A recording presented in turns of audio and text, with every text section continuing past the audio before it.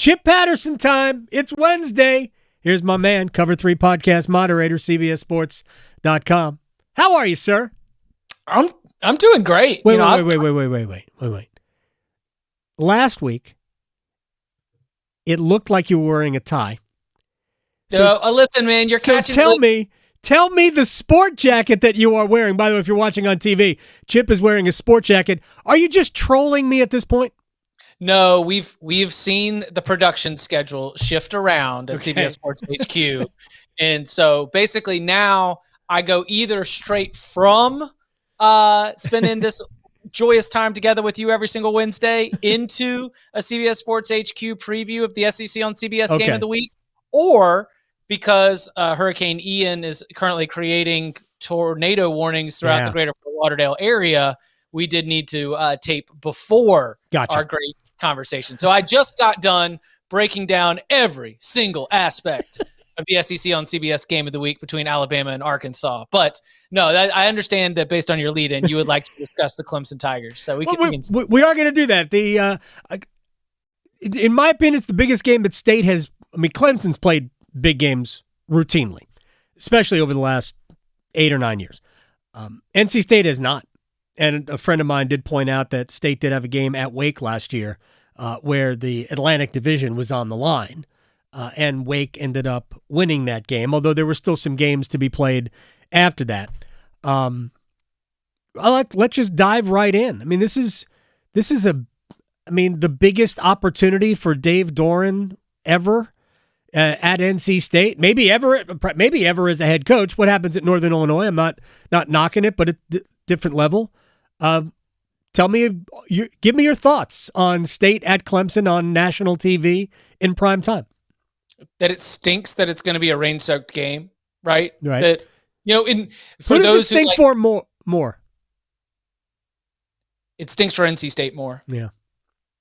It stinks for NC State more because Clemson has a quarterback who is the size of a linebacker.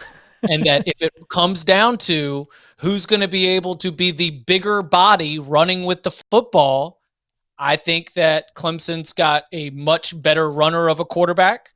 I think Clemson's got a deeper running back room.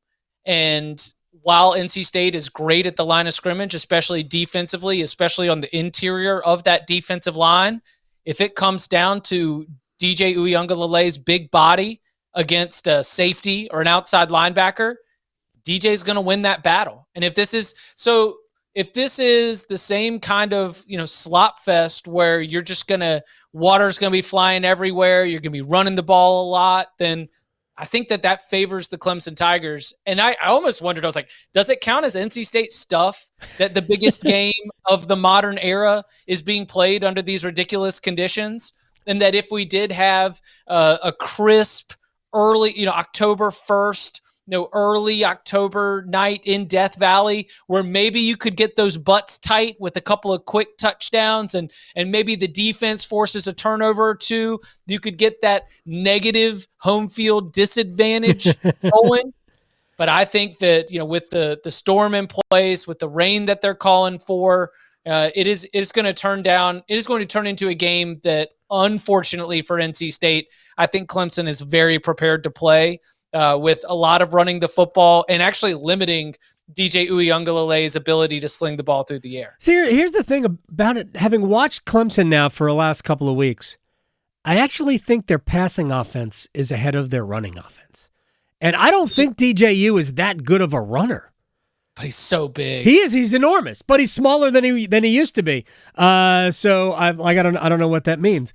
But my biggest fear is that NC State couldn't get the yard they needed at East Carolina. Oh, yeah. Week 1, but it's just going to be that much more difficult to do that against Clemson.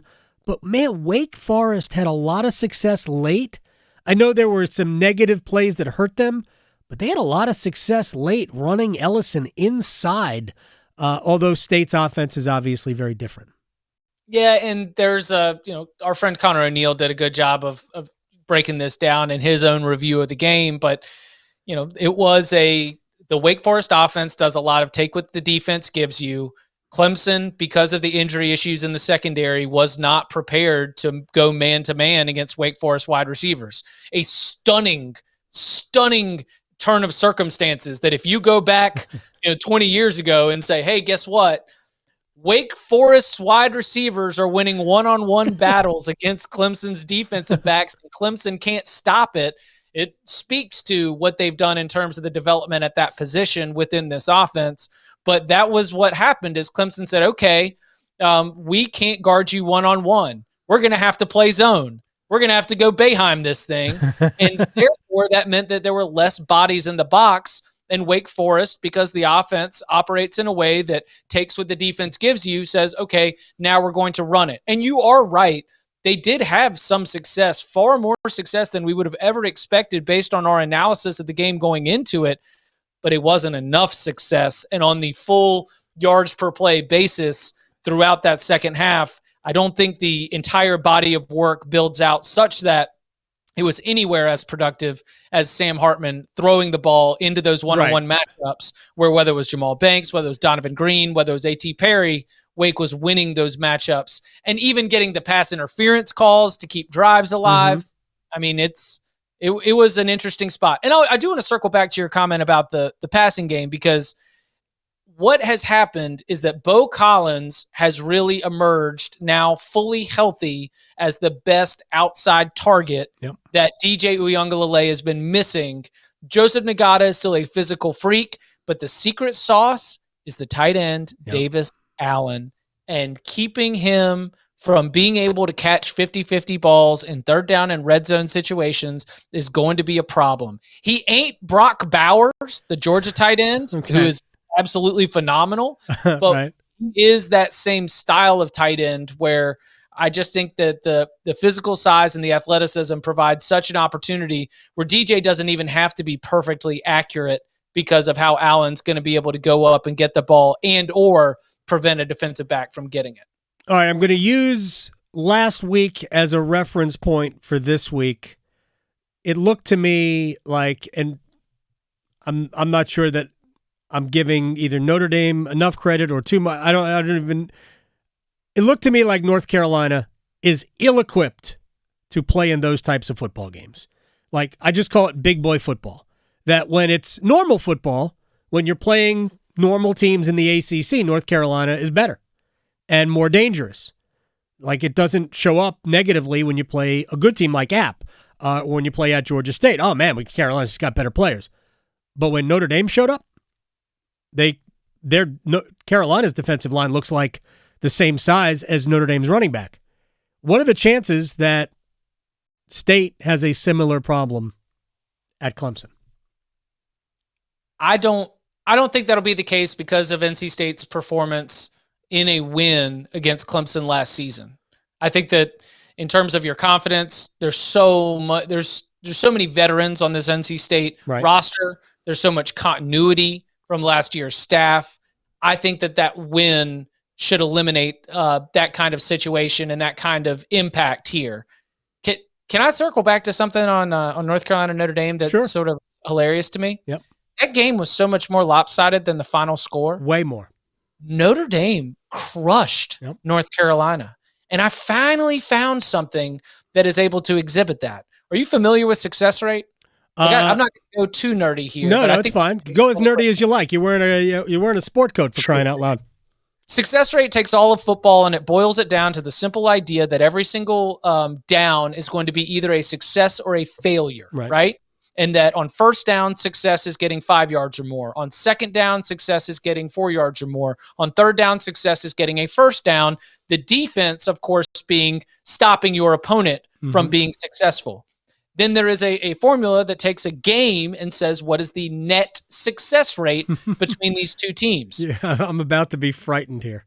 So the net success rate for Notre Dame in its win over North Carolina was only slightly less dominant than NC State's win over UConn and slightly more dominant than Alabama's win over Vanderbilt. So let me reiterate this in plain layman speak. if you look at every single down individually and stack them up on top of each other, the success that Notre Dame had against North Carolina was on par with NC State thumping UConn and Alabama thumping Vanderbilt. They did not look like they played in the same division. That's what I And those last touchdowns are just window dressing to make everybody feel better about themselves. That was my takeaway from the game, and it was disappointing because when Mac Brown came into the press conference and talked about, well, Notre Dame's got all these top 10 classes, not really. Last couple, yes. The ones previous, no. And actually, the recruiting for North Carolina and Notre Dame over the last 4 recruiting classes is pretty close. In fact, North Carolina had a better recruiting class. I just used 24/7 Sports for my ranking. Who cares? I mean, the rankings are a little bit different, but they're basically all the same. But the recruiting isn't the problem, I don't think, unless we're talking about recruiting certain position groups. Carolina hasn't done well, which is probably the case. To me, it's about developing. Carolina just hasn't gotten the most out of their best players, except guys like quarterback and wide receiver and running back. Yeah, if Drake May goes through his North Carolina career and the Tar Heels don't make a run at an ACC championship, it is a colossal failure by everyone around him, because the opportunity to make a run at a championship at a program that doesn't compete for championships regularly happens when you have a generational talent at quarterback. That is how Clemson leveled up twice with Deshaun Watson and Trevor Lawrence. And I'm not even saying national championship. I'm just saying an ACC championship, something that North Carolina has not had around in a long time. And I think that Drake May is that kind of talent. When you have that kind of talent in place and you know it early, then it is so important to find ways to improve everything else on the field, on the sideline, up in the booth, maybe even in the stands. I don't know. Maybe it's the game day management. I had somebody text me who was like, there's too many flutes in the band. That's how in their feelings are North Carolina fans. They're nitpicking every aspect of the game day experience. There was so much excitement going into that game. You then coming off of a bye week to just get thoroughly pushed around on a down by down basis, massively disappointing. And look, if it wasn't Virginia Tech, I would be very worried about the lingering impacts of this game. But Virginia Tech is such a unique part of the ACC football experience. It's a tire fire. We all understand that.